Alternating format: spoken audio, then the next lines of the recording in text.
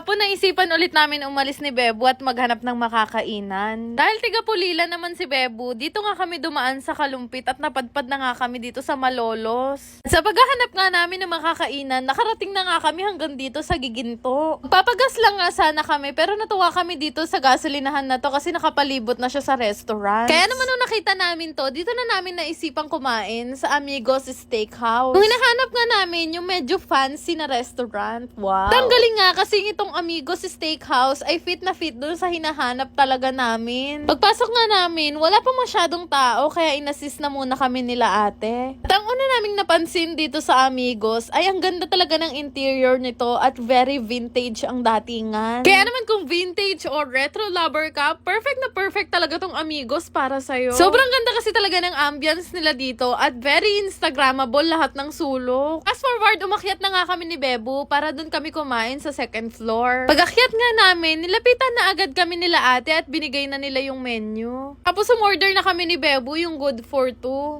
Gutom na kasi kaming dalawa dahil hindi pa kami nagbe-breakfast at lunch at naipit pa kami sa matinding traffic kanina. Sinabi na nga lang namin na yung orderin namin ay yung pinaka-bestseller nila. Una nila tong sinerve sa amin, itong banana strawberry smoothie. Saktong-sakto nga dahil mahilig talaga ako sa mga smoothie, parang ito yung una ko mauubos. Maya-maya naman dumating na yung in-order ni Bebo. Sobrang attractive nito kaya naisipan ko nang makipagpalit sa kanya. Itsura pa lang kasi sobrang sarap na kaya ayaw niya ibigay talaga. Buti na lang talaga pumayag siya at sobrang saya ko nung natikman ko dahil napakasarap nito guys. Maya-maya nga dumating na yung isang menu na in-order namin ni Bebo at ang sabi sa amin ni ate, bestseller daw tong chicken wings na to. At sumunod naman, sinerve na ni ate yung pangmalakasang steak nila dito at ito naman yung order ni Bebo. Flex ko lang itong napaka-attractive na baby back ribs yung in-order ko. Ng chismis nga, ang best steak daw ay matatagpuan mo daw dito sa Amigos kaya hindi namin yung pinalagpas ni Bebo. Tuwang-tuwa ako kasi meron din pala silang quesadillas. Favorite ko to. Higit sa lahat, sinerve na nila yung bestseller nilang rice na may chicken on top, squid on top, at shrimp on top. Diyos ko, yung mga pagkakataon talaga na to, gutom na ako at gusto ko nang kandutin yung mga pagkain. Ang buong akala talaga namin ni Bebo ay good for two lang yung in-order namin. Maya-maya, humirit pa ng isang malaking pizza si ate. Dahil generous ako, wow. Sharean ko na rin kayo kung ano yung kinakain ko ngayon. Sa buong buhay ko at sa lahat ng nakain kong baby back ribs, itong Amigos baby back ribs lang yata yung grabe ang lambot at sobrang lasa. Kung i-rate ko to out of 10, hindi na ako magdadalawang isip, 22 guys, nanginginig pa. Mahilig sa steak si Bebo kaya steak yung in-order niya dito. At tuwan-tuwa siya nung natikman niya to kasi sobrang sarap daw. Kagaya rin nung in-order ko, sobrang lambot nung steak nila dito. Siyempre hindi ako papatalo kaya kailangan ko rin matikman kung anong lasa nung in-order niya. At totoo nga ang chismis, sobrang sarap nito guys. Mukhang mapapalaban na naman ako dahil napakasarap talaga nitong kanin nila. Kaya naman pala good for two, parang mauubos din namin tong dalawa. Yung kanin kasi nila dito, kahit hindi ka mag-ulam, parang perfect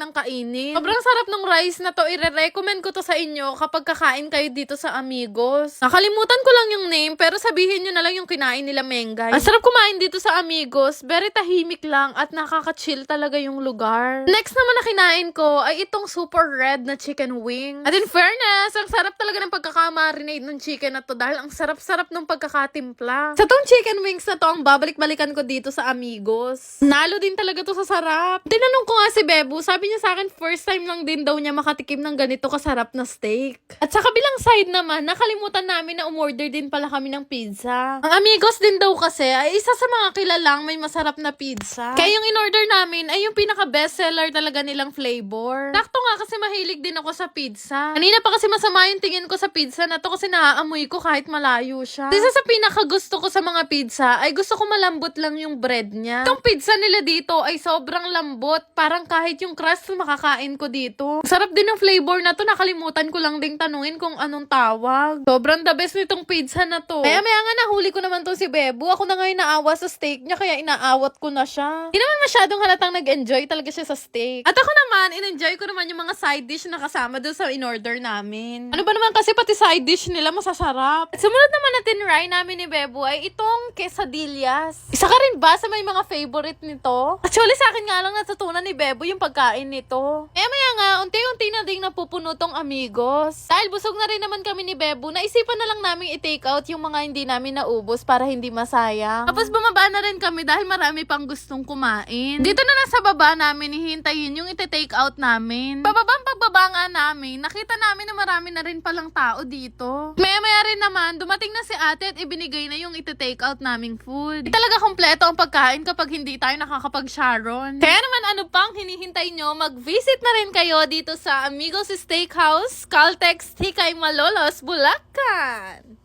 Ako ang lahat, isi-share ko to sa inyo yung bago kong nilalaro, ang Kirin Games. Para makagawa ng account, gamitin nyo lang ang inyong mga mobile number at mag-create ng password at yung OTP na marireceive nyo. At pag nakagawa na kayo ng account, tuturuan ko naman kayo kung paano mag-cash in. Dali na naman mag-cash in dito at Gcash yung ginagamit ko. 500 nga lang yung kinash in ko ngayong araw. Marami ka nga pwedeng pagpili ang laro dito. Ditong Fruit Carnival talaga yung madalas kong laruin dito sa Kirin Games. Bukod kasi sa madaling laruin to, ay malaki talaga yung mapapanalunan mo dito. Kaya niyan, unang bet ko palang nanalo na agad ako ng 4,400. Dito na lang talaga ako sa Kirin Games nag-focus ng laro. Dahil talaga namang malaki talaga yung naitutulong sa akin ng laro na to. Pero syempre, kanya-kanyang buenas lang din yan. Dahil dito sa Kirin Games ay napakadadali lang talaga ng mga laro. Kagaya nito, nag-big win na naman ako. Nanalo na naman ako ng 4,200. O diba sobrang easy money lang talaga dito sa Kirin Games? Isipin nyo naman, naglalaro ka lang tapos kumikita ka ng ganito kalaki. Ang galing nga kasi yung kinash in kong 500 pesos, naging 31,000 na. Ang technique ko dito, syempre kapag malaki na yung kinikita ko, nag-i-stop na ako. Sobrang dali lang mag-cash out dito. Ilalagay mo lang naman yung account na gusto mong i-cash out at yung Gcash information mo. Sobrang galing talaga nitong Kirin Game, kaya i-try nyo na rin to.